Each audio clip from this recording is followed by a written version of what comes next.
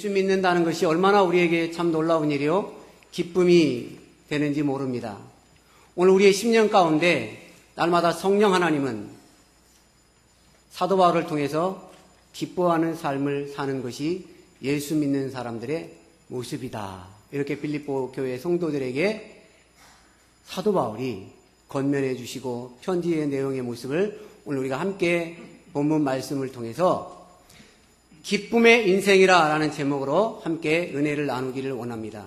우리가 소열의 문답에도 보면 사람의 제일 되는 목적이 무엇이냐, 우리가 잘 알고 있듯이 하나님을 영화롭게 하고 영원토록 그를 즐거워하는 것이다. 날마다 하나님으로 인해서 즐거워하고 날마다 주님으로 인해서 기뻐하는 삶이 오늘 저와 여러분들이 이 땅에 살아가는 존재요 이유인 줄로 믿습니다. 미국의 하버드 대학의 그 하비 콕스라고 하는 교수가 있는데요, 그분이 이런 이야기를 했습니다. 기독교인들, 그리고 예수 믿는 사람과 예수 믿지 않는 사람의 차이가 뭐냐? 바로 예수 믿는 사람들은 날마다 하나님의 은혜에 감사해서 기쁨이 충만한 삶을 사는 것이고, 믿지 않는 사람들, 세상 종교에 치우쳐 살아가는 사람들은 자기가 무엇인가를 진리를 깨닫고 자기가 신이 되려고 끊임없이 살아가다 보니까 늘 피곤한 인생을 살다 보니까 기쁨을 잃어버리고 살아간다. 그래서 기독교와 다른 종교의 차이점은 기쁨이 있느냐 없느냐, 이렇게 결론을 내렸습니다. 오늘 사랑하는 성도 여러분, 날마다 우리가 하나님을 찬송하고 하나님을 예배하며 기쁨의 잔치에 오늘 또 참여한 저와 여러분들, 오늘 우리에게 어떤 삶의 형편에 있다 할지라도 주님으로 인해서 기뻐하고 감사가 넘치는 복된 시간 될 수 있기를 주의 이름으로 축원합니다. 여러분, 사람의 심리를 연구하는 심리학자들이 연구한 자료가 있는데요, 사람이 언제 기뻐하는가를 조사를 했습니다. 그랬더니 사람들은 누군가로부터 사랑을 받을 때 기뻐한다.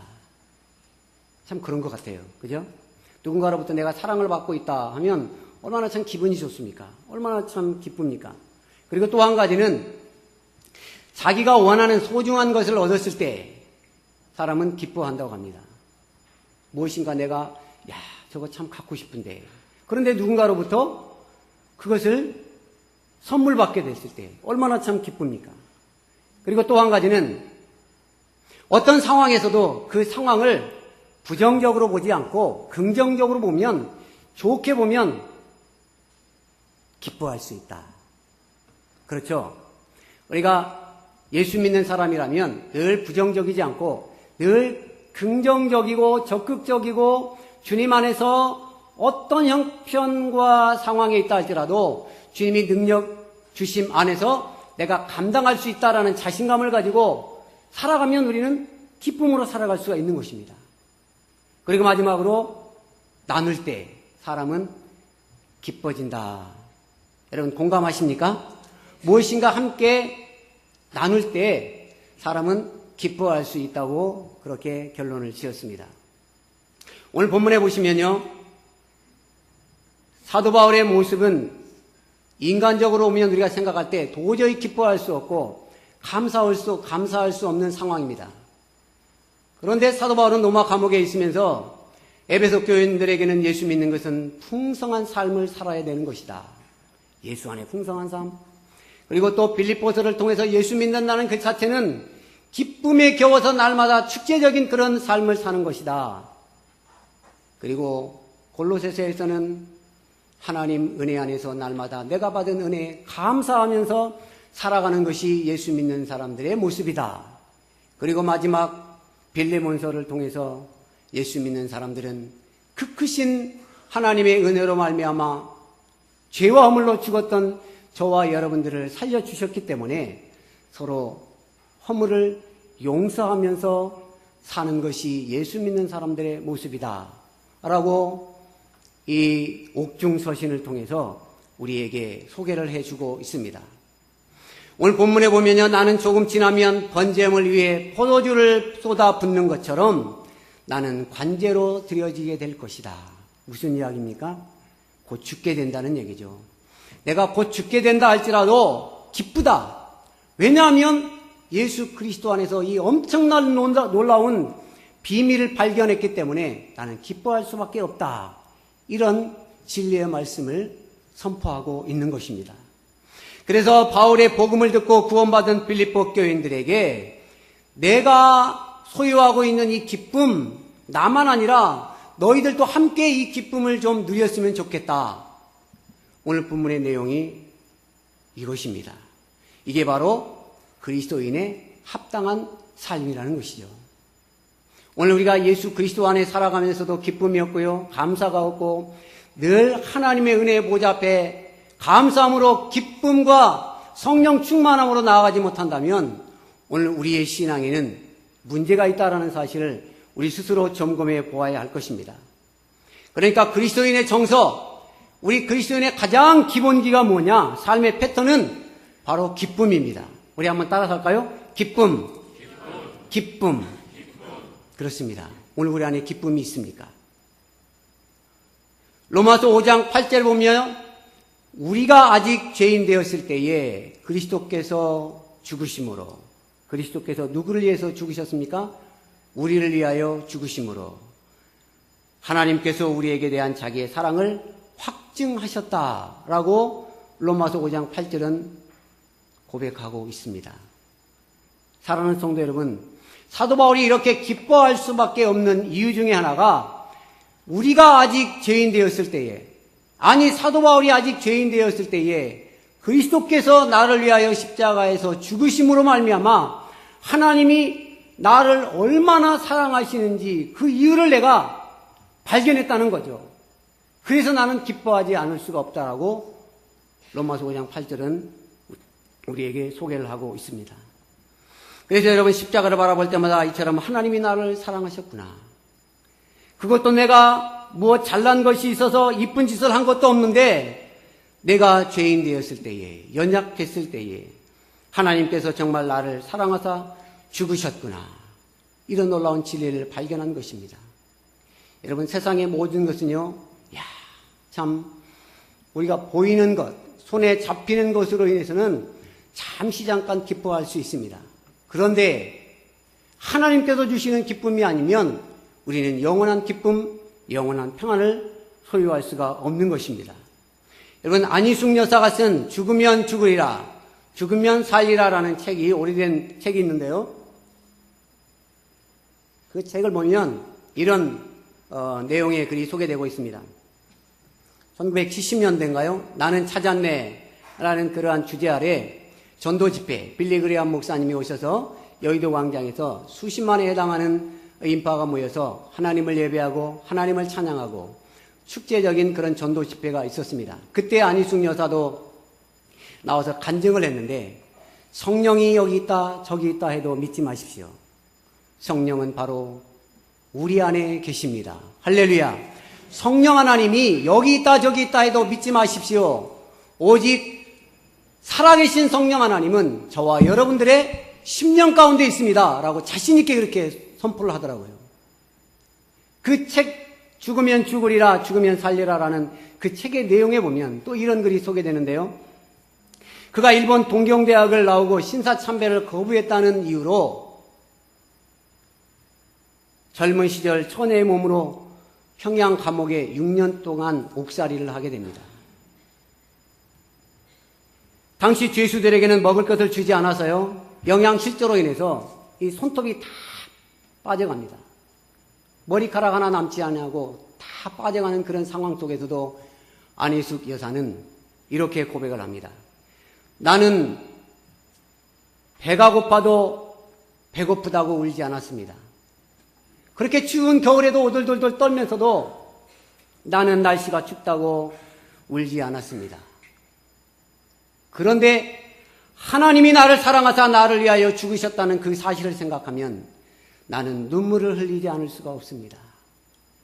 또 한 가지 내가 기뻐할 수 있는 이유가 있는데 그것은 십자가에서 우리 주님이 나를 위해서 죽으신 것뿐만 아니라 다시금 살아나시고 부활하시고 승천하셔서 내가 잠시 잠깐 오면 그분을 만날 것을 생각하면 나는 기쁘지 아니할 수가 없습니다.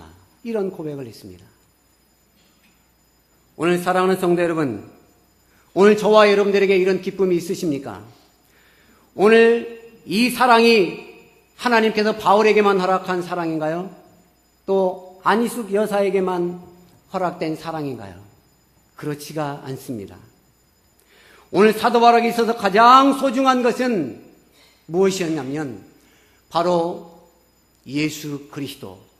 내가 인격적으로 예수 그리스도를 만나고 나니까 이전에 내가 세상에서 모든 학문, 가문 이런 건 아무것도 아니었구나라는 사실을 알고 냄새나는 배설물로 여기고 오직 예수 그리스도를 아는 그 지식을 가장 고상하게 여겼던 사도 바울의 신앙. 와, 정말 멋지지 않습니까?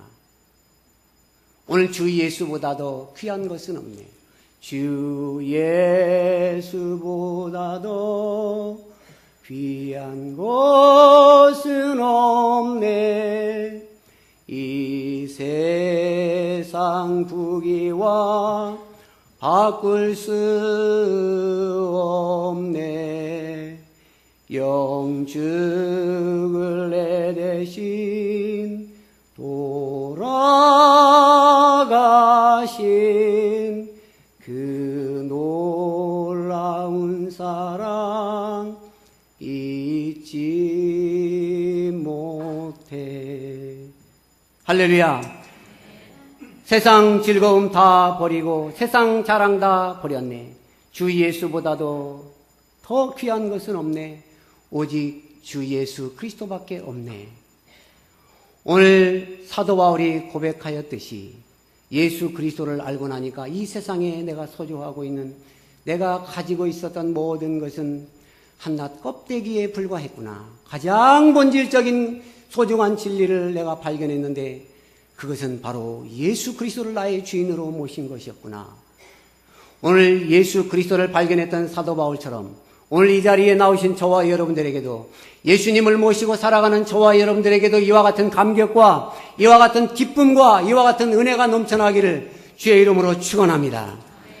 갈라디아서 2장 20절에 보면 우리가 너무나 잘 아는 말씀이 있죠. 내가 그리스도와 함께 십자가에 못 박혔나니 그런즉 이제는 내가 산 것이 아니요 내 안에 그리스도께서 사신 것이라.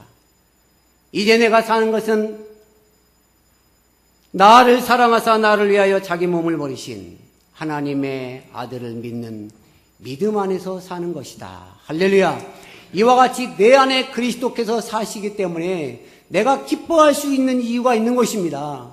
나 혼자가 아니라 오늘도 성령 하나님이 이 예배 가운데 임재하여 주시고 내가 어디를 가든지 어떤 상황 가운데 어떤 형편에 처했든지 예수 그리스도로 말미암아 날마다 승리하는 삶을 살아갈 수 있기 때문에 오늘 우리는 기뻐할 수 있는 이유를 발견해야 되는 것이죠. 오늘 이 엄청난 비밀을 발견하기에 사도 바울은 복음 전하다가 빌립보 감옥에 갇혀 있으면서도 기뻐하고 찬미했습니다. 그랬을 때에 간수가 회개하고 주님 앞에 돌아오는 그 과정이 다 구원받고 예수 믿는 놀라운 축복의 현장을 우리가 사도행전을 통해서 너무나 잘 알고 있지 않습니까? 그뿐만입니까? 오늘 읽기는 않았지만 빌립보서 2장 12절 한번 볼까요? 그러므로 나의 사랑하는 자들아 너희가 나 있을 때뿐 아니라 더욱 지금 나 없을 때에도 항상 복종하여 두렵고 떨림으로 너희 구원을 이루라. 아멘. 그러므로 무엇입니까? 1절에서 12절까지의 내용을 이어받는 그런 접속사 구절인데요. 그리스도께서 십자가에서 죽으시기까지 낮아지시고 겸손하게 자신을 비워낸 그 예수 그리스도의 순종, 그 모습처럼 사랑하는 빌립보 교회 성도들아 뿐만 아니라 이 시간 하나님 앞에 나와 예배를 드리고 있는 사랑하는 도남제일교회 성도들아 동일하게 주시는 말씀으로 받으시길 바랍니다. 나의 사랑하는 자들아 너희가 나 있을 때뿐 아니라 더욱 지금 나 없을 때에도 항상 두렵고 떨림으로 너희 구원을 이루라. 여러분 빌립보 교회를 개척하고 목회를 하고 있을 때는 성도들이 기쁨으로 순종하는 모습을 보았을 때는 참 기쁨과 감사가 넘쳤습니다. 그런데 혹여나 내가 지금 감옥 안에 있다라는 것 때문에 빌립보 교회 성도들이 서로 기쁨을 잃어버리고 감사를 잃어버리고 자기 신분을 잃어버리고 방황하고 근심하지는 않을까라는 우려를 가지고 오늘 이 말씀을 주고 있는 것입니다. 우리가 신앙생활하면서 철저하게 훈련해야 할 가장 중요한 자세는요, 오늘 목회자가 보든지 보지 않든지 내가 서 있는 위치가 어디인가에 관심을 가지고 나에게 주신 사명을 죽도록 충성하는 것입니다. 저는 이 말씀을 묵상해 보면서 우리 목사님 미국에 가 계시지만 우리 교육자들에게, 동역자들에게 내가 없더라도 더 우리 동역자들이 긴장하고 성도들을 돌아보고 더 기도하고 또 하나님의 교회를 잘 돌봤으면 좋겠다라고 부탁하고 가셨습니다. 목사님, 걱정하지 마시고 잘 다녀오십시오. 그런데도 어찌 목사님이 염려하지 않고 걱정하지 않겠습니까? 또 어제도 통화를 통해서 교회가 별일 없느냐, 또 권사님 병원에 입원하셨는데 건강은 어떠시냐, 또 우리 노상수 성도님 많이 위독하시다는데 상태가 어떠냐, 이런 여러 가지 교회 문제를 놓고 함께 중보하고 계시는 것을 통화를 통해서, 또 시차 때문에 잠 못 이루는 그런 시간을 보내고 계신다는 이야기를 들었습니다. 오늘 사랑하는 성도 여러분, 오늘 목사님이 안 계시니까 적당히 오늘 주일을 한번 빼먹어도 되겠지. 오늘 한번 안내 한번 빼먹어도 괜찮겠지. 잘 됐다. 이번 주간이 추석인데 나 한 사람 안 갔다고 해서 목사님이 아실 리가 있어? 이런 마음을 가지시면 아니 되옵니다. 아니 되옵니다. 그렇습니다. 목사님이 보시든 보지 않든 천지를 창조하시고 이 우주 만물을 다스리시고 심판하시고 오늘도 저와 여러분들과 함께하여 주시는, 동행하여 주시는 성령 하나님이 눈동자와 같이 저와 여러분들을 지켜보고 계시는데 사람이 본다고 해서 뭔가 하는 척 해서는 안 되죠. 오늘도 누가 보지 않든 하느님이 나의 마음 중심을 아시지, 나의 마음을 아실 거야. 내가 최선을 다해서 나 있는 위치에서 내가 식당에서 땀 흘리며 봉사를 하든, 내가 안내로 섬기든, 차량으로 봉사를 하든, 내가 성가대로 교사로 섬기든 어떤 위치에 있든지 기쁨으로 하나님 앞에 봉사하고 나아갈 때 하나님은 그 모습을 보시고 착하고 충성된 종이라고 인정해 주실 줄로 믿습니다. 그런데 우리는 어떤 마음으로 우리가 섬겨야 되냐고요? 13절 14절에 보니까 두렵고 떨림으로 너희 구원을 이루라, 그렇게 말씀하고 있습니다. 오늘 우리가 과거적인 구원, 이미 우리가 하나님의 은혜로 말미암아 구원을 받았습니다. 에베소서 2장 8절에 보면 너희가 그 은혜를 인하여 믿음으로 말미암아 구원을 받았나니 이것이 너희에게서 난 것이 아니요 하나님의 선물이다. 그러니 너희는 행위에서 난 것이 아니니까 누구든지 자랑해서는 안 된다, 이런 말씀을 주셨습니다. 이 말씀을 보면 우리는 이미 구원받은 백성입니다. 그런데 오늘 본문 말씀에 보면 두렵고 떨림으로 너희 구원을 이루라고 말씀을 보면 아직까지 우리가 완벽한 구원, 미래적인 구원은 완성되지 않았구나. 다시 말해서 하나님 앞에 서는 그 순간 완전히 성화된 모습으로, 영화로운 모습으로 하나님 앞에 설 때 오늘 우리의 구원은 완전하게 이루어지는 것입니다. 그래서 우리가 두렵고 떨리는 마음으로 어떤 공포 영화를 보는 것처럼 그냥 두려워서 벌벌 떠는 그런 모습으로 하나님의 귀한 사역을 감당하는 것이 아니라, 여기 두렵고 떨림으로라는 말씀은 하나님이 우리를 독생자를 주시기까지 아끼지 아니하시고 예수 그리스도를 내어주신 그 사랑을 기억하면서 사랑하는 자에게 예의를 깍듯하게 표시하는 것처럼 그런 마음으로 정성을 다해야 된다라는 그런 의미를 담고 있습니다. 여러분, 저는 어떤 성도들 그 기도하는 모습을 보면 이렇게 간절히 깍지를 끼고 하나님 앞에 이렇게 어린아이 심정으로 기도하는 모습을 봅니다.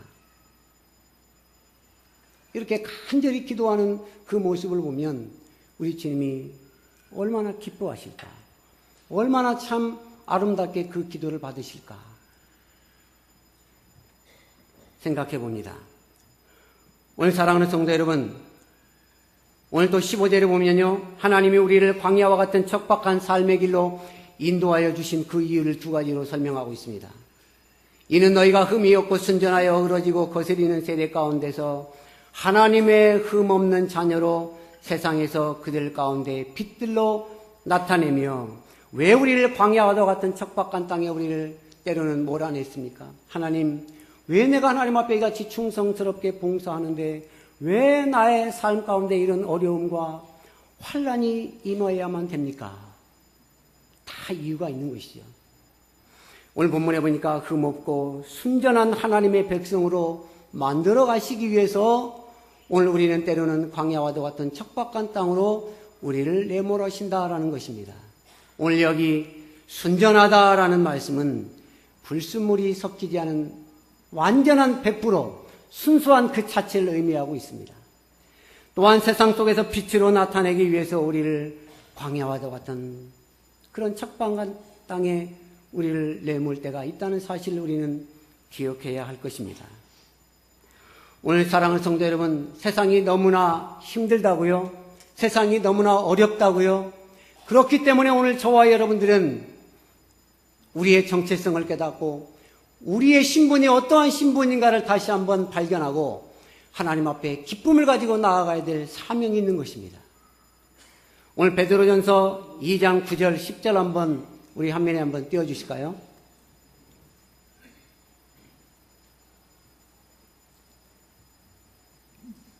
베드로전서 2장 9절에 보면 하나님께서 우리에게 주신 귀한 소중한 신분 4가지를 우리에게 말씀해 주고 있습니다.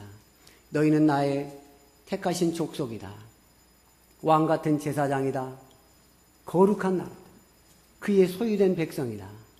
이런 정체성을 우리가 가지고 살아가면 우리는 긴장하면서 두렵고 떨림으로 날마다 하나님을 최고의 서비스로 섬긴다는 그런 기쁨을 가지고 살아갈 수가 있습니다. 왜 이런 신분을 주셨습니까?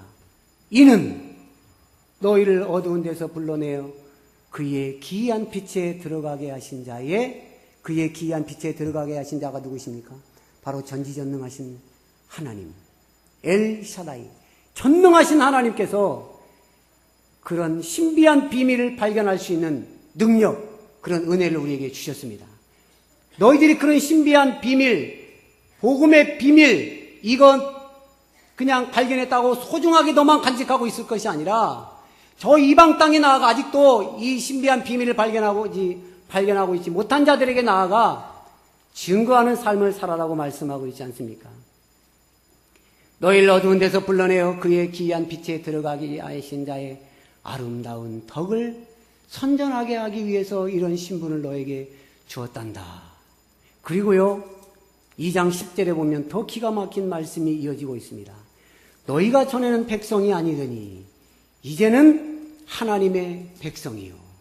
너희가 전에는 긍휼을 얻지 못하였더니 이제는 긍휼을 얻은 자 되었느니라. 할렐루야. 여러분, 하나님의 백성이 되었습니다. 긍휼을 얻은 자가 되었습니다. 무엇이 두렵습니까? 무엇이 염려가 됩니까? 오늘 우리는 하나님의 백성이요 긍휼을 얻은 자가 되었기 때문에 기뻐할 이유가 있습니다. 오늘 우리 안에 예수 그리스도께서 살아계시기 때문에 오늘 우리는 기뻐하지 않을 수가 없습니다. 오늘 마지막으로 16절로 18절, 오늘 우리가 다 같이 합독을 한 그런 말씀인데요. 결론적으로 말씀을 드리면 이런 말씀입니다. 재물은요, 누군가를 위해서 쓰여지고 드려져야 가치가 있는 것입니다. 그런데 사도 바울은 내가 관제로 드려질지라도, 내가 하나님 앞에 죽는다 할지라도 나는 기뻐하고 기뻐할 것이다. 너희들도 이 기쁨의 잔치에 함께 참여하는 자가 되었으면 좋겠다. 이런 결론을 맺는 것입니다. 여러분, 오늘 우리가 기뻐할 수 있는 이유는요, 오늘 심리학자들이 그렇게 4가지로 사람이 기뻐할 때 언제 기뻐하는가라고 같이 소개하는 그 내용들을 보면 성경 안에 다 기록이 되어 있습니다. 오늘 드림을 통해서 오늘 하나님 앞에 나의 모든 것을 하나님 앞에 드림을 통해서 사도 바울은 기뻐할 수 있는 이유를 찾고 있습니다. 여러분, 마찬가지로 그리스도인들도 관계로 드려지는 삶, 이기적인 삶이 아니라 이타적인 인생이 의미 있고 가치 있는 인생이다라는 사실을 이 사도 바울은 빌립보 교회 성도들에게 편지를 써 내려가고 있습니다. 그래서 여러분, 그리스도인들은 하나님의 축복을 이 세상에 실어 나르는 축복의 통로의 역할을 감당해야 될 이유가 있는 것입니다.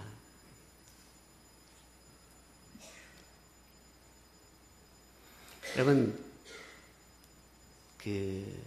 제가 이런 이야기를 하면 성도들이 굉장히 좋아하더라고요.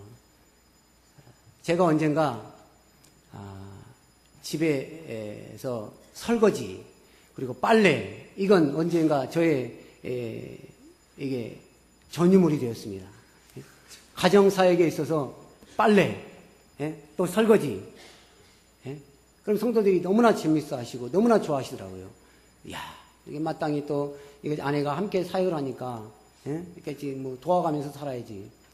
그런데요, 기쁨이 있더라고요. 감사가 있더라고요. 왜요? 내가 누군가를 위해서 헌신할 수 있을 때, 내가 누군가를 위해서 내 자신을 드릴 수 있다는 것 이 자체가 얼마나 참 기쁘고 감사합니까? 지난 주간에도 집안에 장례식이 있어서 다녀오면서 그런 이야기를 했습니다. 여보, 우리 인생도 어느덧 이제 참 내려막길을 달려가는 것 같은데, 죄송합니다. 우리 여기 어르신들이 많이 계시는데, 이제 지금까지 살아온 인생보다도 이제 앞으로 살 그런 날이 이제 더 짧은 것 같은데, 우리 싸우지 말고 제발 오손도손 우리가 늘 신혼부부처럼 참 서로 아껴주고 같이 살자. 이런 이야기를 하고 왔습니다. 그러면서 열심히 설거지하고 또 열심히 또 우리 같이 이 빨래를 또 정리하고 나면요, 얼마나 기쁜지 모릅니다. 우리 남편 여러분, 함께 가정사에게 동참할 수 있길 바랍니다. 공감하시지 않으시는군요. 또 엊그저께는 뭐 어디서 그런 또 소문을 듣고 왔는지, 뭐 척추 교정을 하는 데가 또 유명한 데가 있잖아요. 또 거기서 뭐 또 치료를 받고 오니까 조금 낫다고, 여보, 내가 이렇게 뭐 얼마 이렇게 긁었으니까 알아서 갚으라고.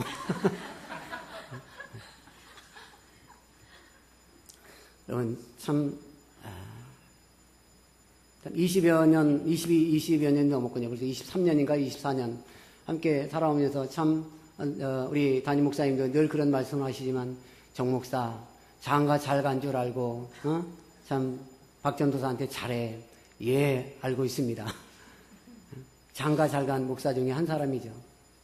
그런데요, 참 아내가 옆에서 이렇게 자는 모습을 보면 입을 딱 벌리고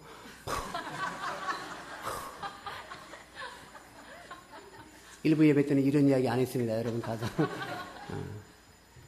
자는 모습을 보면요, 야, 참 이 사람이 참 고단하긴 고단한 모양이구나. 참 힘들긴 힘들 모양이구나. 내가 더 잘해줘야 되겠구나.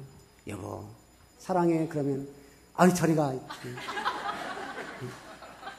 아이, 날씨도 더운데 무슨 손을 잡고 자냐고. 그러면서.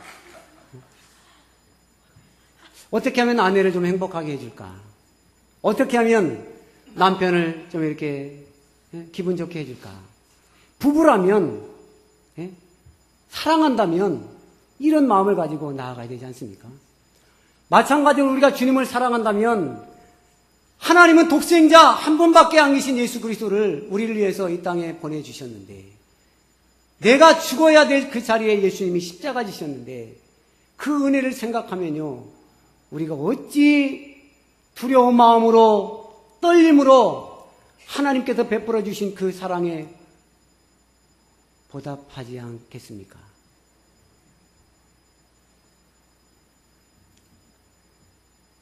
오늘 사랑하는 성도 여러분, 복음 안에 이런 능력이 있고요, 복음 안에 이런 기쁨이 있습니다. 오늘 요한복음 15장 11절에 보니까, 내가 이것을 너희에게 이름은 이 기쁨이 너희 안에 있어 너희 기쁨을 충만케 하려 함이니라. 요한복음 15장에 보면 우리가 잘 아는 포도나무의 비유가 나오죠. 나는 포도나무다. 우리 아버지는 농부다. 너희들은 가지다. 가지가 나무에 붙어 있지 않으면 과실을 절로 맺을 수 없음 같이 너희는 나에게 딱 붙어 있어야 된다. 그러면서 요한복음 15장 7절 한번 띄워주실까요? 너희가 내 안에 거하고 내 말이 너희 안에 거하면 무엇이든지 원하는 대로 구하라. 그리하면 이루리라. 할렐루야.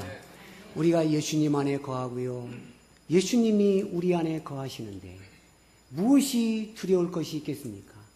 어찌 우리가 기쁨에 겨워서 날마다 춤추며 하나님 앞에 은혜의 보좌 앞에 나아가지 않을 수가 있겠습니까? 오늘 바라기는 십자가의 복음은요, 기쁨의 좋은 소식이다라고 말씀드렸습니다. 이번 추석에 어떤 모습으로 우리 가족들을 즐겁게 할까? 어떻게 우리 가족들이 함께 모여서 추석을 보낼까? 여러분, 고민하지 마시고 이 천국 복음을 함께 나누면서 기쁨을 나누시고 감사를 나누시고 아름다운 사랑의 교제가 넘쳐나는 이번 추석이 될 수 있기를 주의 이름으로 축원합니다. 기도하겠습니다. 거룩하신 하나님 아버지, 은혜와 사랑을 감사합니다. 오늘 하나님께서 그 크신 사랑과 은혜로 말미암아 우리에게 값없이 아버지 생명을 주셨건만 오늘 우리는 주님 앞에 드리지 못하고 주님 안에서 기쁨을 잃어버리고 아버지 살아가고 있지는 않습니까? 하나님, 혹이라도 이러한 마음이 있다면 용서하여 주시고 예수 안에 참 기쁨과 복음 안에 능력이 있음을 기억하고 하나님, 내 안에 살아계신 그리스도로 인하여 날마다 기쁨과 감사가 넘쳐나는 복된 삶을 허락하여 주시옵소서. 너희 믿음의 제물과 봉사에 내가 나를 관제로 드린다 할지라도 나는 기뻐하고 너희 무리와 함께 기뻐하기를 원한다라고 빌립보 교회 성도들에게 주신 말씀처럼 오늘 사랑하는 우리 도남제일교회 모든 성도들이 함께 이 예배에 참여한 모든 사랑하는 성도들이 예배 자리에서뿐만 아니라 우리의 삶의 현장에서 날마다 예수 그리스도의 천국 복음을 전하며 또한 예수 그리스도의 말씀에 그대로 반응하면서 참 기쁨을 소유하며 증거하며 살아가는 복된 모든 성도들 다 될 수 있도록 축복하여 주시옵소서. 거룩하신 예수 그리스도 이름으로 기도 올리옵나이다. 아멘.